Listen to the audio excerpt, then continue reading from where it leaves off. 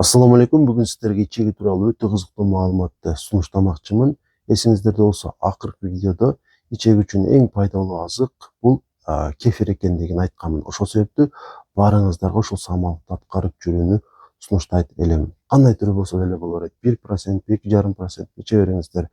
Эң башкысы ичсеңиздер эле болду. Жок дегенде жумасына 2 жолу, кечкурун жатаарда 1 стакандан. Ошондо өзүңүздөргө өтө чоң жакшылык кылган болосуздар. Сөзсүз ден соолугуңуздар жакшы жагына карап өзгөрөт. Бүгүнкү сунушум болсо кефирден дагы алда канча пайдалуураак.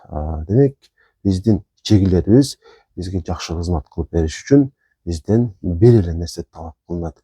Бул болсо жакшы маанайда жүрүү. Анткени биздин ичегилерибиз дагы биздин маанайыбызга карап өзгөрүшү мүмкүн. Мисалы үчүн биз капалана турган болсок, же ачуулана турган болсок, анда ичибиз өтүп кетиши мүмкүн, же тескерисинче катып калышы мүмкүн. Андыктан ич катууну бир эле жеген тамак ашыбыздан, ичеги ооруларынан же дагы башка жактан эле издей бербестен, маанайыбыздан дагы издегенибиз жакшы. Жана сөзсүз түрдө оң маанайды сактоого аракет кылайлы. Ошондо ичегилерибиз бизге жакшы кызмат кылып берет. Ушул маалымат сиздерге өтө кызыктуу болгон болсо, сөзсүз түрдө башкаларга дагы жөнөтүүнү унутпаңыздар. Сиздер тараптан келген суроого жооп берип коеюн. Бул болсо Эутирокс боюнча ошол левотироксинди узак убакытка чейин ичип жүрө берсе эч нерсе болбойбу деген суроо келген. Демек, бул суроо көп келет өзү. Жалпылап бир жооп берейин. Левотироксин эки учурда бизге зыяндуу болуп калышы мүмкүн. Биринчи учур бул албетте пациент врачтын сунушу суз эле өз алдынча алып иче берсе, албетте зыян болот. Анткени ал билбейт өз алдынча кандай ичиш керектигин. Экинчи учур болсо, доза туура эмес болсо, же ашыкча, же жетишсиз болуп калса, дагы пациентке зыян болуп калат. Андыктан туура дозаны аныкташ керек. Бул нерсени болсо врач ишке ашырат. Врачтын жардамы менен дозаны аныктап, айтканындай кылып, айтканынча ичип жүрөсүз. Ошондо жакшы болот. Анан негизи левотироксин качан сунушталат? Левотироксин бул биздин ошол калкан сымал безибиз чыгарган тироксин гормонунун синтетикалык формасы. Албетте биздеги гормон жетишсиз болгон учурда гана сунушталат. Эки учурда жетишсиз болот.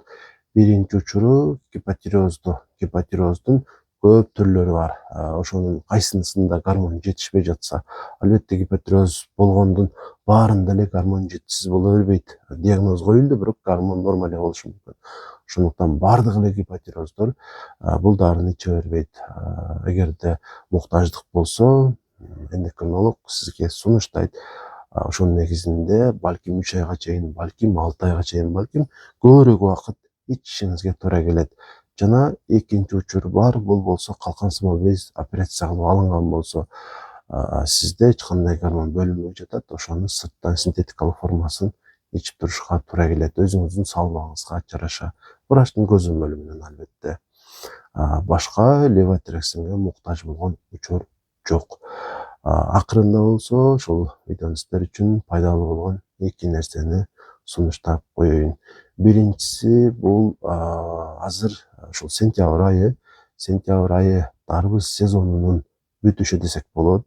Ошол себептүү жумасына бир жолу болсо дагы же 2 жолу дарбыз жеп турганды унутпаңыздар. Себеби бул албетте баарыбыз үчүн, айрыкча эркектер үчүн өтө пайдалуу азык. Жана ошондой эле учурда эч кандай зыяны жок. Баарыбыз жей берсек болот. Өтө ашыкча жебейли, бирок жеп турайлы. Анан организмге ошол керек болгон суунун запасын дагы толуктап бергенге жардам бере алат. Мындан сырткары мунун курамында ликопин деген зат бар. Бул болсо сиздеги көп оорулардын, эң башкысы жүрөк кан тамыр ооруларынын алдын алат. Эгер ооруп жүргөн болсоңуз, ооруну жеңилдетип берет. Ошол себептүү дарбыз калбай калганга чейин жеп турайлы. Акыркы ошол сиздерге сунуштай турган эң пайдалуу ушул ден соолук үчүн сунушту айтып коеюн. Ден соолук үчүн эң пайдалуу нерсе бул жөө басуу. Андыктан ар бириңиздер күн сайын көбүрөөк баскан аракет кылыңыздар. Кааласаңыз минутага коюп алып басыңыз, кааласаңыз кадамыңызды санаңыз.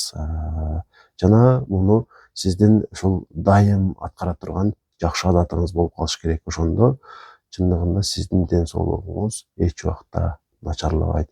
Эгер сиз ушул баракчанын, ушул каналдын катталуучусу боло элек болсоңуз, сөзсүз түрдө подписацияны басып коюңуз. Эгер катталуучу болсоңуз, сизге ыраазычылык билдирем. Сиз үчүн ушундай маалыматтарды алдыда дагы толтура ушул тастала маалыматтарды чыгарып турууга аракет кылам. Суроолоруңуздар болсо комментарийге жазып кое бериңиздер. Комментарийде келген бардык жакшы каалоо тилектерге ыраазычылык билдирем.